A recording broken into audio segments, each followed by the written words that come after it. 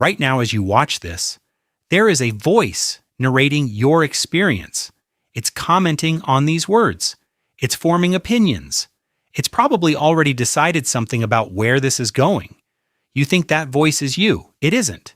And the moment you understand what it actually is, where it came from, what it wants, why it will say almost anything to maintain the illusion of control, you will never be able to unhear it in quite the same way again. There is a man named Michael Singer who spent 30 years studying the voice in his head. Not as a philosopher, not as a mystic, as someone who was genuinely disturbed by it, who noticed, one afternoon in his late 20s, that the voice never stopped, that it commented on everything, that it repeated itself, that it contradicted itself, that it said things he didn't agree with, felt things he didn't choose to feel, returned obsessively to the same wounds, the same fears, the same unresolved grievances, and that he had never once been asked whether he wanted any of it. The voice simply arrived every morning, uninvited, and it never left. He asked a question so obvious it sounds almost childish. If I can hear the voice, who is doing the hearing?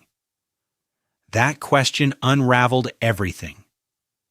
Because the moment you ask it seriously, the moment you sit with it long enough for the implications to fully surface, you realize something that the entire Western psychological tradition spent centuries either avoiding or circling around without quite landing on.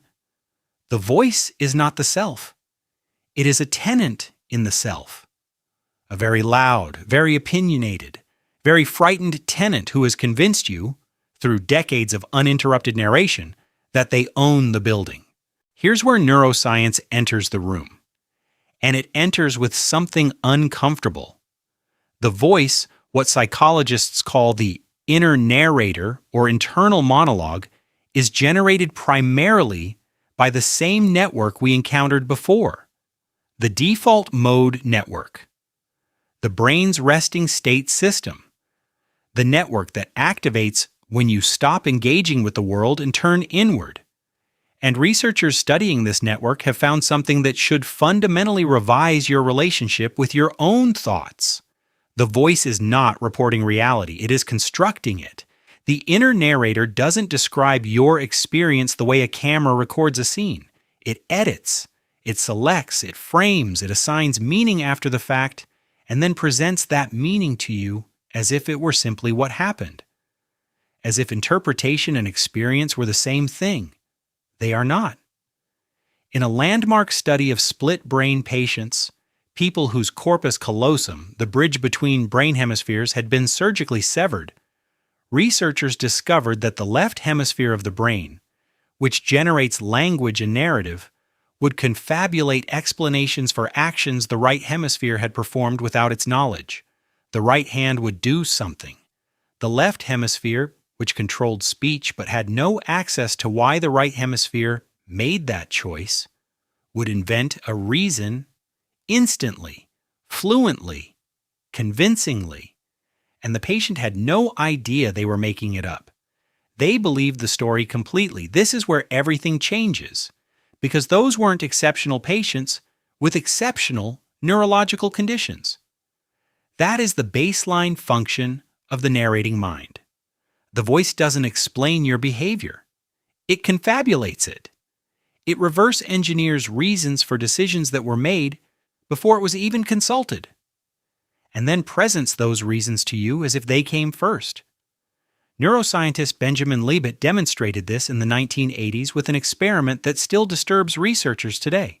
He measured brain activity during voluntary movement and found that the neural preparation for an action began up to half a second before the person consciously decided to act. The decision happened before the decision.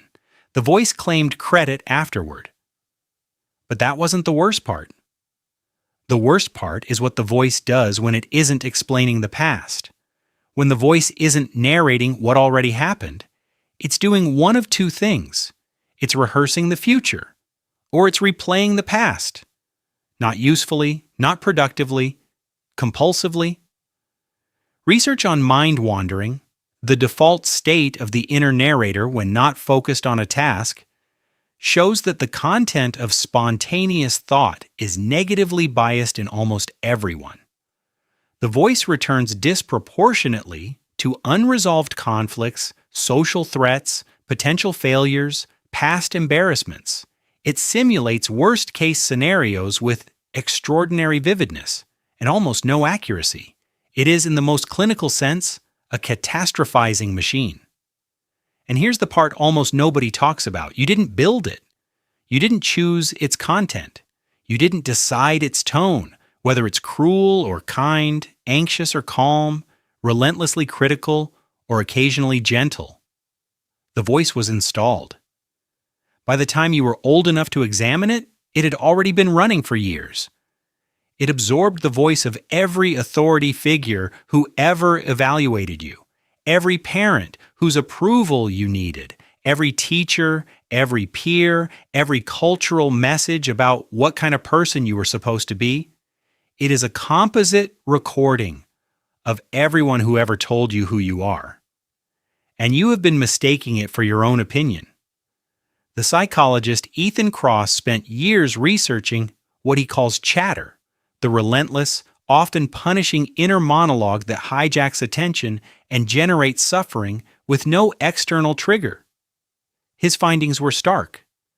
The inner voice, left unexamined, is one of the primary sources of anxiety, depression, and chronic psychological distress in modern humans. Not external events, the voice commenting on external events. The world isn't causing most of your suffering. The narrator is. This was never really about neuroscience. It was never really about split brain experiments, or default mode networks, or the mechanics of confabulation. This is about the oldest question in human consciousness. Who are you when the voice goes quiet? Because every contemplative tradition in human history, every system of meditation, every mystical practice, every philosophy of mind that went deep enough to reach the bottom, arrived at the same unsettling discovery. Beneath the voice, there is something else. Something that doesn't narrate, something that doesn't judge. Something that simply observes the voice, the thoughts, the emotions, the whole churning interior drama with a stillness that the voice itself can never achieve. The Buddhists called it Rigpa, the pure awareness beneath the constructed self. The Stoics called it the hegemonikon, the ruling faculty that watches the impressions of the mind without being enslaved by them.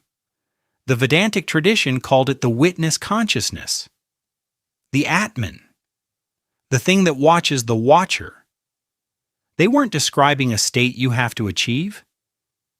They were describing something already present, already here, already watching. It's what's reading these words right now behind the voice that's commenting on them.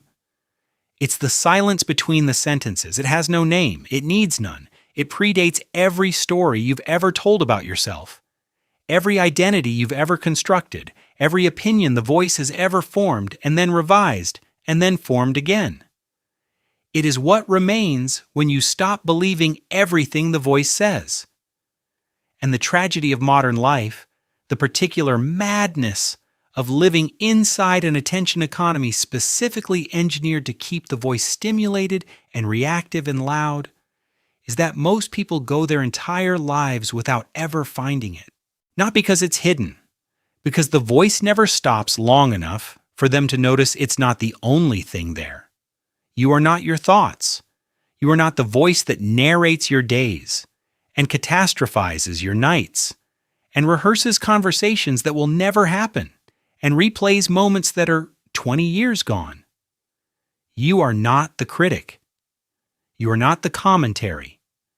You are not the endless, exhausting, self-referential loop of evaluation and judgment and revision that fills the silence every time the world goes quiet. Those things are happening in you, but they are not you. The proof is simple and verifiable and requires no philosophy. You can hear the voice, which means there is something doing the hearing.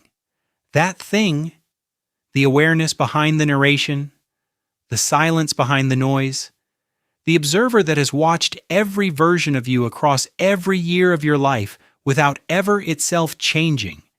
That is what you actually are. And it has never once told you that you weren't enough. That was always the other voice, the one you mistook for yours.